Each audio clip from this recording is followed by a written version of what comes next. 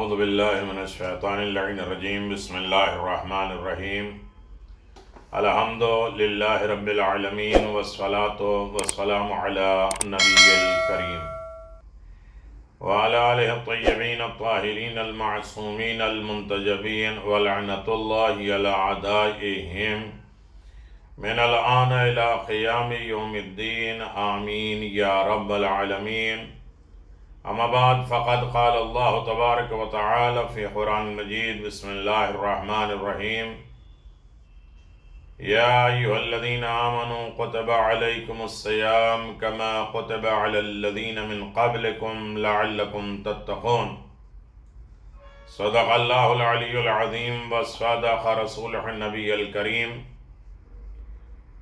سامعین گرامی قادر، ناظرین محترم،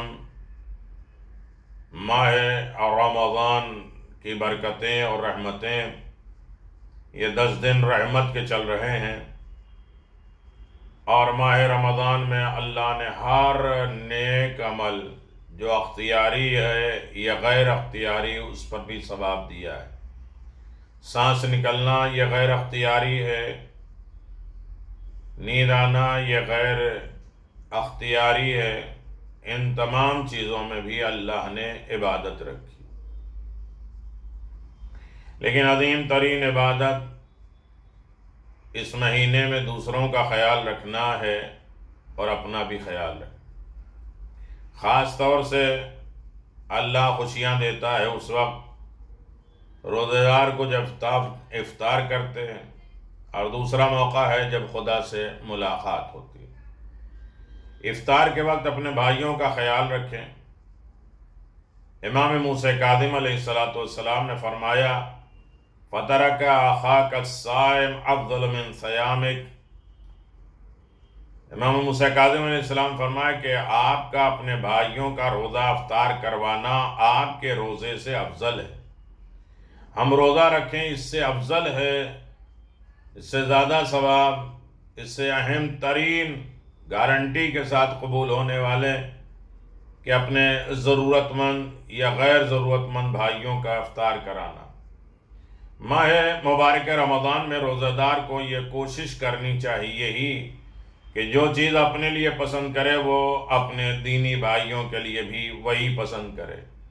اپنا دسترخوان سجانے سے پہلے اپنے بھائیوں کا خیال رکھے، کہیں ایسا تو نہ ہو کہ اپنے لیے مزے مزے کے کھانے سجائے اور ہمارے بھائی ایک پانی کے گلاس پر اکتفا کر رہا ہو۔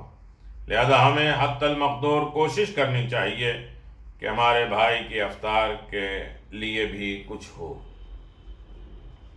یہ مشہور ترین بات ہے کہ ہمارے پڑوس میں کسی بھی مذہب سے کوئی تعلق رکھ رہا ہو، ہمیں کوئی وجہ نہیں ہے، جو مذہب سے بھی تعلق رکھے، ہمیں کیا ہے، لیکن اگر وہ مر جائے بھوکا تو ہم اس کے ذمہ دار ہوں گے، حساب و کتاب ہوں گے، چاہے کسی بھی مذہب سے۔ ماہ رمضان المبارک میں خاص طریقے سے انسان اس بات کی طرف غور کرے کہ اس کی زبان نرم ہو، اچھی گفتگو کرے۔ قولوا للناس حسنا، لوگوں سے اچھی باتیں کرو۔ ہم ایک پر احسان نہیں کر سکتے تو کم از کم نرم زبان سے اچھی باتیں تو کر سکتے ہیں جو دوسرے کے سکون کا ذریعہ ہے۔ یقیناً ماہ رمضان المبارک ایک سابقہ، ایک مسابقہ، ایک ریس ہے۔ امام حسن مجتبیٰ علیہ السلام نے فرمایا کہ ماہ رمضان اصل میں ایک مقابلہ ہے، ریس ہے، نیک عمل میں آگے کون بڑھ سکتا ہے۔ فَاسْتَبِقُوا الْخَيْرَاتِ، سورہ مائدہ نے فرمایا تم نیکیوں میں ایک دوسرے سے آگے بڑھنے کی کوشش کرو۔ مادی کاموں میں ایک دوسرے سے بڑھنے کے بجائے نیکیوں میں مسابقہ کرو، مقابلہ کرو۔ یہ خاص طریقے ہیں کہ جہاں انسان یہ کوشش کر سکتا ہے کہ ہم نیکیوں میں آگے بڑھیں۔ انہوں نے افطار کروایا ہے تو ہم 2 کریں، انہوں نے 1 مجلسیں کی ہیں تو ہم نے 2 مجلسیں۔ یعنی ہر طریقے کی نیکیوں میں مقابلہ کریں اور نیکیوں کو عام کریں۔ رسول خدا صلی اللہ علیہ وسلم نے خود فرمایا ہے، نوروا بیوتکم بتلاوت القرآن، اپنے گھروں کو قرآن مجید کی تلاوت سے نورانی اور روشن کرو، سجا دو، سنوار دو اپنے گھروں کو۔ ماہ رمضان، خیارکم من تعلم القرآن وعلمہ، تم میں سے سب سے بہتر وہ ہے جو قرآن سیکھے اور دوسروں کو اس کی تعلیم دے۔ تو بہت اہم ترین چیزیں ہیں، پیغامات جو آپ کی خدمت میں پیش کرنے کی سعادت حاصل کی جا رہی ہے کہ 30 روزے 30 پیغامات۔ یہ پیغام اہم ہے، پیغامات، اور ہماری زندگی کا بہترین دستور اور وسیلہ ہے، لیکن ہم اپنی طرف سے نہیں۔ پیغمبر اسلام احمد مصطفیٰ محمد مصطفیٰ صلی اللہ علیہ وآلہ وسلم نے 30 دستور دیے، 30 پیغامات دیے، 30 رحمتیں دیے ہیں، 30 طریقے دیے ہیں، تقوی کی 30 منزلیں قرار دی ہیں، 30 زینے بنائے ہیں۔ ہر دن ایک زینے پہ ہمیں جانا ہے، اسے کراس کرنا ہے، تاکہ 30 روزے ہوں اور 30 پیغامات، 30 تقوی کی گفتگو اور 30 علامتیں، نشانیاں تقوی کی ہمارے اندر پیدا ہو جائیں، اور پھر اللہ کی اس گفتگو کو سنیں، لعلکم تتقون، شاید اسی طرح تم متقی اور پرہیزگار بن جاؤ۔ پیغمبر اسلام صلی اللہ علیہ وآلہ وسلم نے 7ویں دن یہ اعلان فرمایا، اللہم اعنی فیہ علی صیام وقیامہ وجنبنی فیہ من حفواتہ وآثامہ وارزقنی فیہ ذکرک بدوامک وبتوفیقک یا ہادی المضلین۔ مومنین کرام، جو مسلسل 30 روزے اور 30 پیغامات سن رہے ہیں، وہ جان رہے ہیں کہ پہلے دن خواب غفلت سے ہمیں بیدار کیا گیا، پھر آیات قرآن کی تلاوت کرائی گئی، آیات قرآن سے ہمارے ذہن اور فکر جو ہے وہ بڑھ گئی، اور پھر خدا کے ذکر میں ہمیں لذت اور محسوس ہونے لگے۔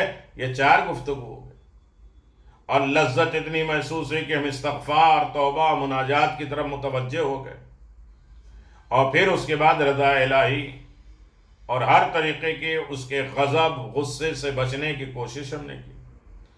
اب 7ویں منزل پر، تقوی کی منزل، پیغامات یہ ہیں کہ پیغمبر فرماتے ہیں کہ اے معبود، اس مہینے میں، اس دن کے دوران اس کے روزے رکھنے، شب زندہ داری میں میری مدد فرما، اور مجھے اس مہینے کے گناہوں، لغزشوں اور کوتاہیوں سے دور رکھ، اپنا ذکر، اپنی یاد کی توفیق جاری رکھنے کی توفیق دے دے، مسلسل دوام دے دے اپنے ذکر میں، اپنی توفیق کے واسطے سے۔ اے گم شدگاہ راہ کی ہدایت کرنے والے، جو گم ہو جائیں، راہ بھٹک جائیں، ہدایت کے راستے چھوڑ دیں، ان سب کی ہدایت کرنے والے۔ اس دعا کا اہم نقطہ کیا ہے؟ اگر ہم دعا صرف پڑھیں اور اس کے بعد خاموش ہو جائیں کہ آج کی دعا ہم نے تو پڑھ لی، لیکن ان نکات کی طرف ہمیں غور کرنا ہے، جن میں چند مسائل ہیں، چند گفتگو ہیں۔ پہلا ہے روزہ، نماز، گناہوں اور لغزشوں سے دوری، اور خدا کی مسلسل یاد، اس کا ذکر۔ یہ نہیں کہ وقتی اعتبار سے ہو، روزے کی حالت میں بڑے اچھے، روزے کھلنے کے بعد ہم ویسے۔ اللہم اعنی فیہ علی صیامہ،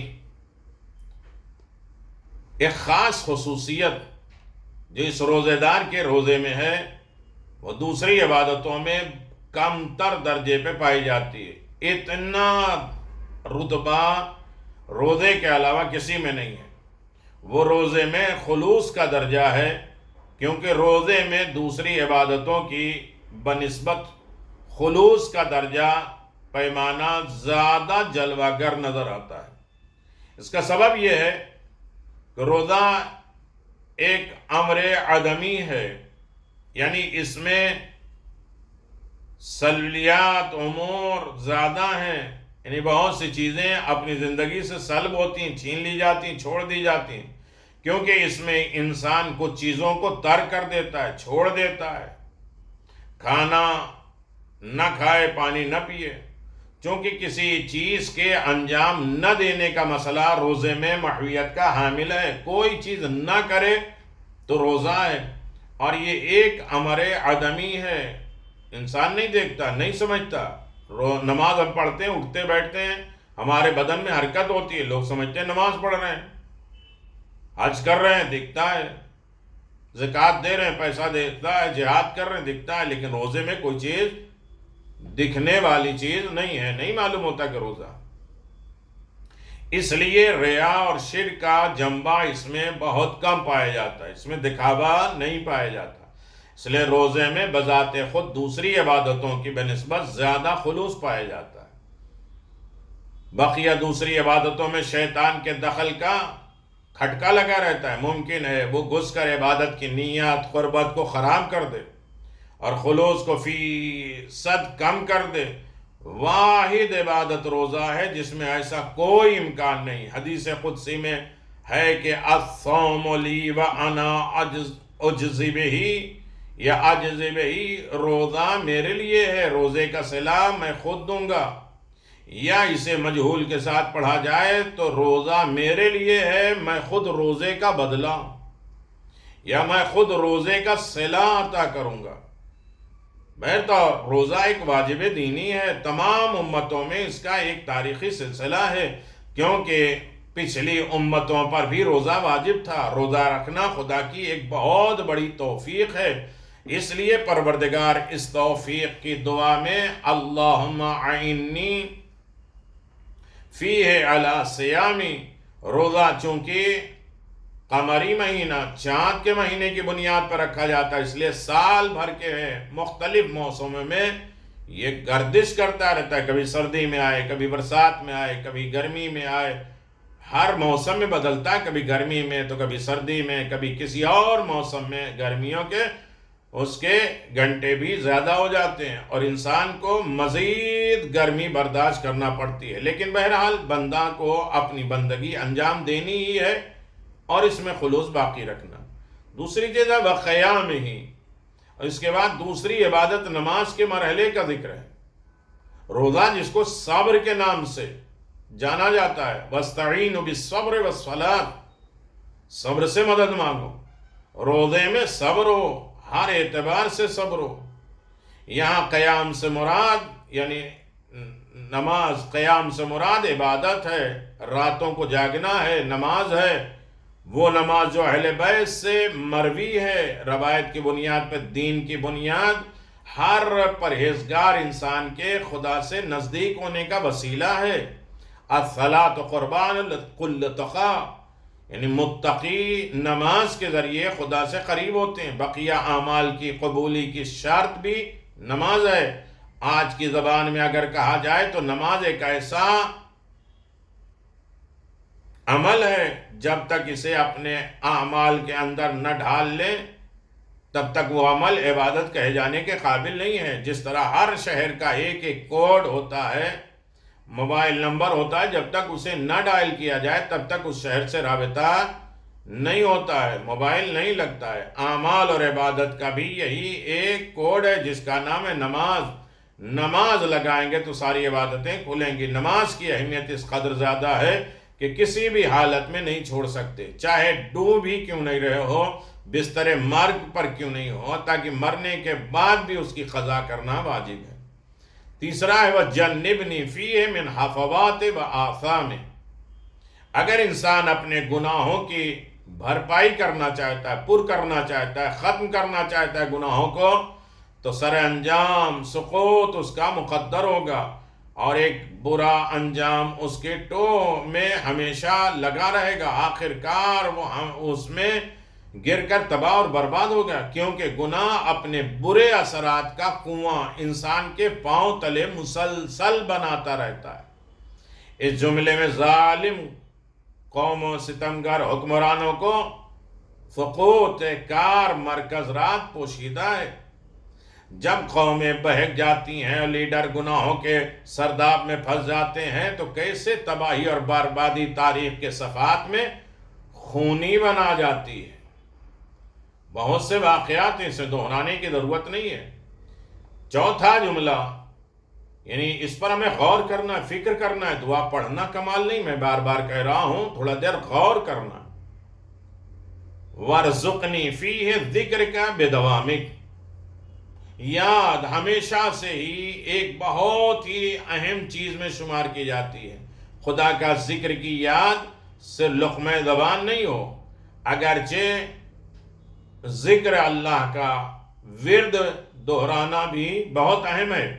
یا اللہ یا اللہ یا رحیم یا رحیم کہیں بہت اہم ہے، لیکن بحث یہاں انسان کو کسی بھی حالت میں خدا کو نہیں بھولنا ہے، فراموش نہیں کرنا ہے. ہمیشہ ہر حال میں خدا کو اپنے اعمال پہ شاہد اور ناظر بنانا چاہیے، کیونکہ عالم محضر خدا ہے اور محضر خدا میں گناہ نہیں کرنا چاہیے. امیر المؤمنین نے ارشاد فرمایا، الذکر لذت المحبین، ذکر میں دوستدار خدا کے لیے کیف اور مستی ہے، لذت ہے. وَاذْكُرْ اسْمَ رَبِّكَ بُكْرَةً وَأَصِيلًا، اور صبح و شام اپنے پروردگار کا نام لیتے رہو. یا ایھا الذین آمنوا اذکروا اللہ ذکرا کثیرا، اے اہل ایمان خدا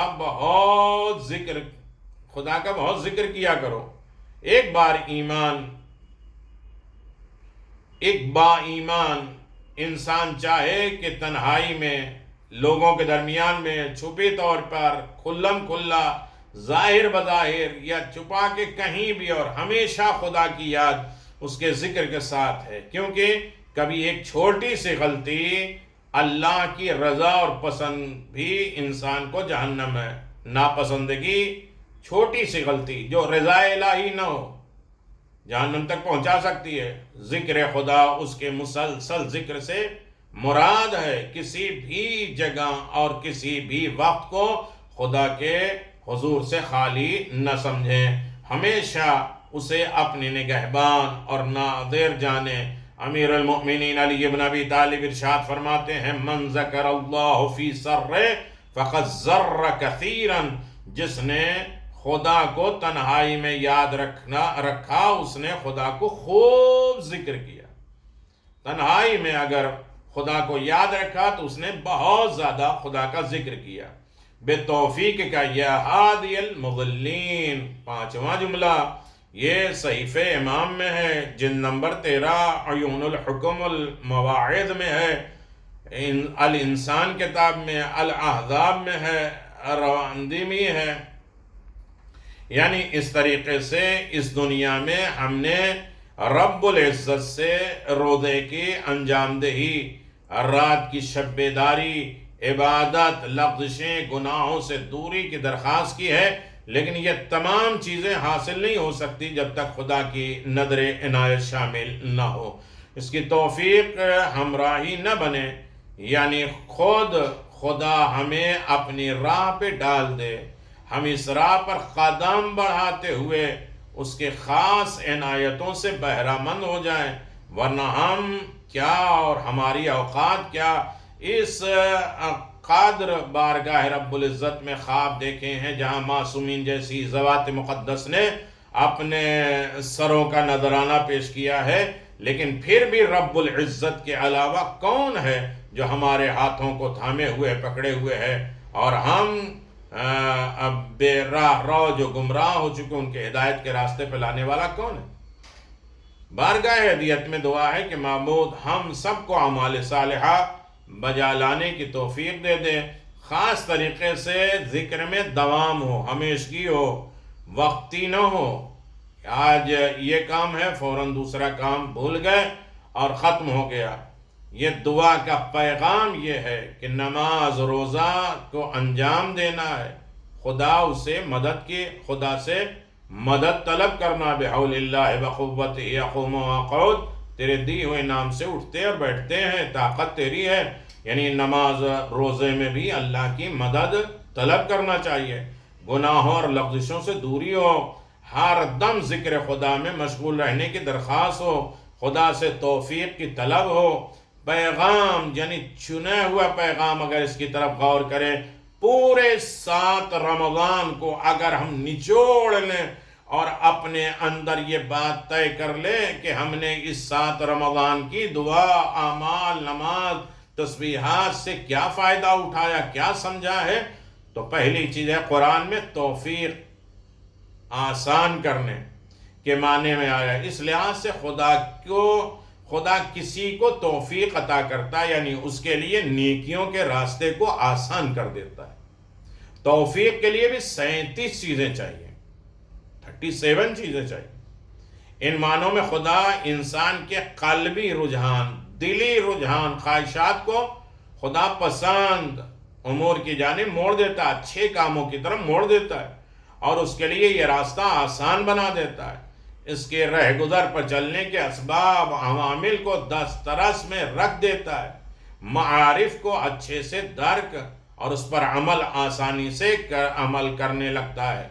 اس کے برخلاف بے توفیقی یعنی پے در پے گناہوں کے باعث انسان کا قلبی رجحان ناپسندیدہ رجحان کی جانب ہو جاتا ہے۔ امام رضا علیہ السلام فرماتے ہیں، جو کوئی خدا سے توفیق کا طالب ہو مگر تلاش اور کوشش نہ کرتا ہو تو گویا اس نے اپنا خود مذاق بنایا ہے۔ جب خدا سے ہم توفیق مانگیں تو اس کے اعتبار سے کوشش بھی کریں اور محنت بھی کریں۔ تو عزیزان محترم، 7 ماہ رمضان کی مناسبتیں میں نے آپ کی خدمت میں کچھ بیان کی تھی۔ جناب عیسیٰ کے اوپر کتاب آئے، اور اس کے بعد جناب موسیٰ کے اوپر کتاب آئی۔ خود 7 رمضان کی اہمیت یہ ہے کہ جناب فاطمہ بنت اسد کی شہادت ہوئی، وفات ہوئی، جنہیں پیغمبر اسلام نے ماں کہا ہے۔ امیر المؤمنین روتے ہوئے آئے ہیں، رسول نے فرمایا کیا ہوا؟ کہا کہ میری ماں کا انتقال ہو گیا۔ کہا وہ میری بھی ماں ہے۔ اپنا لباس دیا کہ جناب فاطمہ بنت اسد کو اس سے کفن دیا جائے۔ قبر میں خود لیٹے، روئے، فریاد کیا، دعا مانگتے رہے۔ لوگوں نے کہا اس سے پہلے تو آپ نے کسی کے لیے دعا نہیں کی۔ کہا وہ میری ماں ہے، رب ارحمہما کما ربیانی صغیرا، جنہوں نے ابو طالب کے بعد یا ابو طالب کے ساتھ مل کر پیغمبر کے اوپر احسانات کیے۔ لہذا یہ غم بھی ہمارے لیے غم ہے۔ ماہ رمضان بہار القرآن، 7واں پارہ ہم نے پڑھا ہے، تو 7ویں پارے میں کیا ہے؟ 2 حصے ہیں۔ سورہ مائدہ کا بقیہ حصہ ہے، سورہ انعام کی ابتدائی حصے ہیں۔ پہلا حصہ سورہ مائدہ کے بقیہ حصے میں 3 باتیں ہیں۔ حبشہ کے نصارہ کی تعریف، ایک رائج معیار کی نفی اور تربیت نقطہ، حلال و حرام کے چند مسائل، قیامت اور تذکرہ حضرت عیسیٰ۔ حبشہ کے نصارہ کی تعریف جو ہوئی ہے، جب ان کے سامنے قرآن کی تلاوت کی جاتی ہے تو اسے سن کر ان کی آنکھوں میں آنسو سے تر ہو جاتی ہے۔ ایک رائج مسئلہ، ایک تربیتی نقطہ ہے، اکثریت صحیح ہونے کا معیار نہیں ہے۔ یعنی انسان کہتے ہیں زیادہ لوگ تو ادھر ہیں، ان پارٹی میں بہت سے لوگ ہیں، اکثریت ہمیشہ گھاٹے میں رہی ہے۔ کبھی کبھی اقلیت، کم لوگ بھی حق پہ ہوتے ہیں۔ صرف ایک موقع ہے جناب آدم کے زمانے میں، جہاں ایک قابل خراب تھا، باقی لوگ اچھے تھے۔ لیکن بعد کے دور میں ہمیشہ قیامت تک اچھے لوگ بہت کم ہوں گے، اکثریت گمراہ پہ ہوگی۔ اکثریت کبھی ناز کرنے کے قابل نہیں، اکثریت صحیح ہونے کا معیار نہیں ہے۔ انبیاء اور رسولوں کا اللہ تعالیٰ کے مقابل میں ادب کا نمونہ ہے، 109 نمبر کی آیت میں ہے۔ حلال حرام کے چند مسائل ہیں، ہر چیز خود سے حلال یا حرام نہ بناؤ، اور رہبانیت یعنی ترک دنیا نہ کر دو کہ ہم عبادتی میں لگے ہیں، پہاڑوں پہ چلے گئے، جنگلوں میں چلے گئے، گھر بار کو چھوڑ دیا، کاروبار کو چھوڑ دیا، حلال روزی چھوڑ دی۔ اس کو منع کیا گیا ہے۔ لغو، بیہودہ، فضول باتیں جس کے کوئی معنی نہ ہو، بس دن بھر بولنا، صرف بولنا، یہ کیا ہے؟ یہ انسان جو ہے وہ اپنے آپ کو ختم کر دیتا ہے، بلائیں مصیبتوں کو دعوت دیتا ہے۔ غموز کفارہ ہے، یعنی 10 مسکینوں کو 2 وقت کا کھانا کھلانا، یا انہیں پہننے کے لیے کپڑا دینا یا غلام آزاد کرنا، ان تینوں کو نہ کر سکنے کی صورت میں 3 روزے رکھنے کا حکم ہے۔ شراب، جوا، بوت، پانسا یہ سب حرام ہے۔ حالت احرام میں محرم ترین کا شکار کرنا یہ حرام ہے، حرام میں داخل ہونے والے کے لیے امن ہے۔ یہ سارے حرام کا تذکرہ سورہ انعام میں ہے، مائدہ میں۔ اور اس کے بعد 4 قسم کے جانور مشرکین نے حرام کر رکھے ہیں: بحریہ، سائبہ، وسیلہ، حام۔ بحریہ اونٹنی جو 5 بار بچے جن چکی ہوتی ہے، اس کو حرام کر دیتے ہیں۔ سائبہ ایسی اونٹنی جو منت نظر ماننے کے لیے ہوتی ہے۔ وسلیہ بکری کا پہلا نر بچہ۔ حام بوڑھا اونٹ۔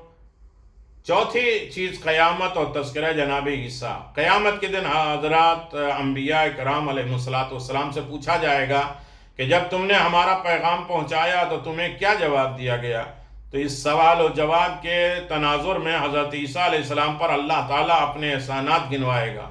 ان احسانات میں مائدہ دسترخوان والا واقعہ بھی ہے۔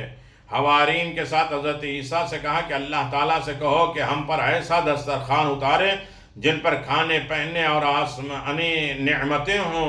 چنانچہ دسترخوان اتارا گیا، ان احسانات کو گنوایا گیا۔ اللہ تعالیٰ پوچھیں گے کہ ایسا کیا تم نے اس سے کیا کہا اور تجھے اور تیرے ماں کو معبود مانے؟ تو حضرت عیسیٰ علیہ السلام عرض کریں گے تو پاک ہے، میں نے تم سے تیری عبادت کے لیے کہا تھا۔ حضرت عیسیٰ علیہ السلام کی یہ تذکرے کے ضمن میں غیر اللہ کے لیے ولایت تکوینی کے باذن اللہ حامل ہے۔ دوسرا حصہ سورہ انعام کا ہے جو ابتدائی حصے میں ہے، اس میں 3 باتیں ہیں: توحید، رسالت، قیامت، اور ایک حصہ ہے تربیت اور اخلاقی نکات۔ توحید اس سورہ میں اللہ تعالیٰ نے حمد و ثنا اور عظمت و کبریائی کا خوب بیان کیا ہے۔ رسالت رسول اکرم صلی اللہ علیہ وسلم کے لیے، عام انسانوں کے لیے ہم نو ہونے کا سبب ہے۔ نبی اکرم کی دعوت سارے عالم کے لیے ہے۔ اور آیت نمبر 50 میں انبیاء کرام کے لیے مستقل علم غیب رکھنے کی نفی کی گئی ہے، جبکہ غیر مستقل طور پر یہ علم غیب کے حامل ہونے کی تائید ہے قرآن کے دیگر آیات میں ہونے کے لیے، جیسے سورہ جن کی آیت نمبر 26 اور 27 میں ہے۔ رسول اعظم صلی اللہ علیہ وسلم کی تسلی کے لیے اللہ تعالیٰ نے 18 انبیاء کا تذکرہ کیا ہے قرآن میں۔ سورہ انعام میں جناب ابراہیم، جناب اسحاق، جناب یعقوب، جناب نوح، جناب داؤد، جناب سلیمان، جناب ایوب، جناب یوسف، جناب موسیٰ، جناب ہارون، زکریا، یحییٰ، عیسیٰ، الیاس، اسماعیل، یسع، یونس، لوط۔ حضرت ابراہیم کے چچا آزر کو اب کہہ کے ذکر کیا گیا ہے، کیونکہ اب کے لفظ بچے کے کفیل کے لیے بھی استعمال ہوتے ہیں، جبکہ ان کے حقیقی والد کا نام طارق تھا، جیسے کہ روایت کے توریت میں موجود ہے۔ قیامت کا تذکرہ ہے۔ قیامت کے روز اللہ تعالیٰ انسانوں کو جمع کرے گا۔ 12 نمبر کی آیت ہے، روز قیامت کسی انسان سے عذاب ٹلے گا نہیں، اور اگر ٹالے گا تو اللہ کی بڑی مہربانی ہوگی۔ روز قیامت مشرکین سے مطالبہ کیا جائے گا، کہاں ہیں تمہارے شرکا، تمہارے پارٹنر؟ اس روز جہنمی کہیں گے کہ کاش انہیں دنیا میں لوٹا دیا جاتا اور وہ اللہ رب کی آیت نہ جھٹلاتے اور ایمان والے بن جاتے۔ دنیا کی زندگی کو کھیل اور مشغلہ اور آخرت کی زندگی کو بدرجہ بہتر جانو۔ اللہ تعالیٰ کو ان کی ظاہری آنکھوں سے دیکھنے کی نفی کی گئی ہے۔ تربیت اور اخلاق کا نقطہ ہے، توبہ کی حقیقت بیان کی گئی ہے۔ سورہ انعام میں اصلاح اور گزشتہ کی تلافی کی گئی ہے۔ جس مجلس میں آیات الہی کا مذاق اڑایا جائے اس میں جانے سے پرہیز کیا جائے۔ البتہ ایک جگہ اس کی اجازت ہے، خاص افراد کے لیے، آیت نمبر 69۔ سب کرنا، گالی دینا، غیر مناسب لفظوں میں استعمال کرنا منع کیا گیا ہے، حتیٰ کہ دشمنوں کے لیے بھی منع کیا گیا ہے۔ مزید آپ دیکھیں کہ یہ 7واں پارہ ہے جس میں اتنے دستور، اتنے قانون ہیں۔ اللہ ہمیں قرآن پڑھنے، سمجھنے اور اس پر عمل کرنے کی توفیق عنایت فرما۔ یہ ماہ رمضان کے 30 دن کے روزے کے سلسلے میں 30 پیغامات ہیں۔ پروردگار ان پیغامات کو سننے، سمجھنے اور اس پر عمل پیرا ہونے کی اور دوسروں تک پہنچانے کی ہمیں توفیق عنایت فرما۔ ہمارا روزہ روزہ کہے جانے کے قابل بنا دے اور ہمیں تمام تر کوتاہیاں، لغزش کوتاہیوں سے محفوظ فرما، اور تیرا ذکر ہماری زندگی میں ہمیشہ ہو، ڈاماڈول نہ ہو، تبدیلی نہ ہو، اور ختم نہ ہو جائے کہ کچھ دن ہم اچھے مومن اور کچھ دیر کے لیے کافر، منافق اور گناہگار۔ ہر عالم میں کنٹینیو ہونا چاہیے ذکر الہی، ذکر اہل بیت۔ ہمیں مجلسوں، محافل ذکر اہل بیت کی توفیق عنایت فرما۔ اپنے مرحومین کی مغفرت کے لیے دعا اور کار خیر اور ایصال ثواب کرانے کی توفیق کریں، اور اپنی حفاظت کرے اس بیماریوں سے، اس خرابیوں سے، اپنے آپ کو بچائے، ہر پریشانی لطف و عنایت سے محفوظ رکھے۔ والسلام علیکم ورحمۃ اللہ وبرکاتہ۔ السلام علیکم ائمة الہدی ورحمۃ اللہ وبرکاتہ۔ استودعکم اللہ وأقرأ عليكم السلام۔